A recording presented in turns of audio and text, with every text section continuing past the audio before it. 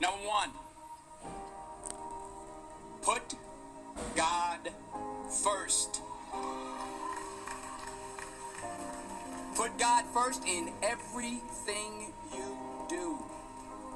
Everything that you think you see in me, everything that I've accomplished, everything that you think I have, and I have a few things, everything that I have is by the grace of God. Understand that. It's a gift. 40 years ago, March 27th, 1975, it was 40 years ago, just this past March, I was flunking out of college.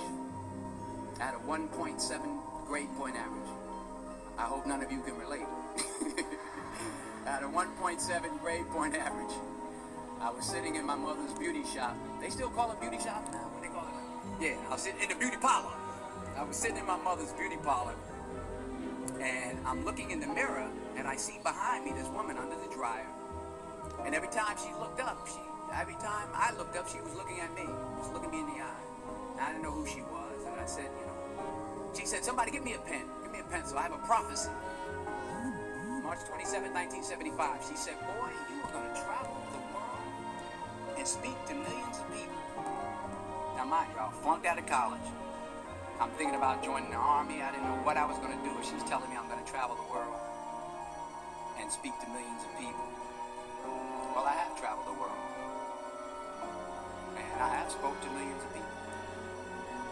But that's not the most important thing, the success that I had. The most important thing is that what she taught me and what she told me that day has stayed with me since. I've been protected. I've been directed. I've been corrected. I've kept God in my life, and it's kept me humble. I didn't always stick with him, but he always stuck with me. So stick with him in everything you do. If you think you want to do what you think I've done, then do what I've done and stick with God. Number two, fail big. That's right. Fail big. Today is the beginning of the rest of your life, and it can be very frightening. It's a new world out there. It's a mean world out there. You only live once. So do what you feel passionate about. Take chances professionally. Don't be afraid to fail. There's an old IQ test was 9 dots, and you had to draw 5 lines with a pencil within these 9 dots without lifting the pencil. The only way to do it was to go outside the box. So don't be afraid to go outside the box. Don't be afraid to think outside the box. Don't be afraid to fail big, to dream big. But remember, dreams without goals are just dreams, and they ultimately fuel disappointment. So have dreams, but have goals. Life goals, yearly goals, monthly goals, daily goals. I try to give myself a goal every day.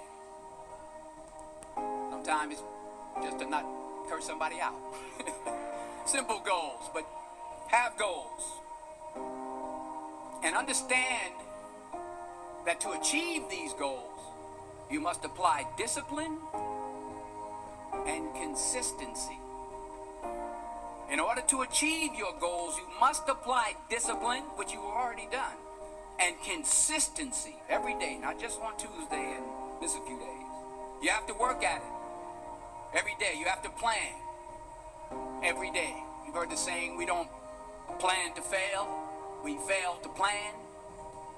Hard work works. Working really hard is what successful people do. And in this text, tweet, twerk world that you've grown up in, remember, just because you're doing a lot more doesn't mean you're getting a lot more done. Remember that. Just because you're doing a lot more doesn't mean you're getting a lot more done. Don't confuse movement with progress. My mother told me, she said, yeah, because you can run in place all the time and never get anywhere. So continue to strive, continue to have goals, continue to progress. The most selfish thing you can do in this world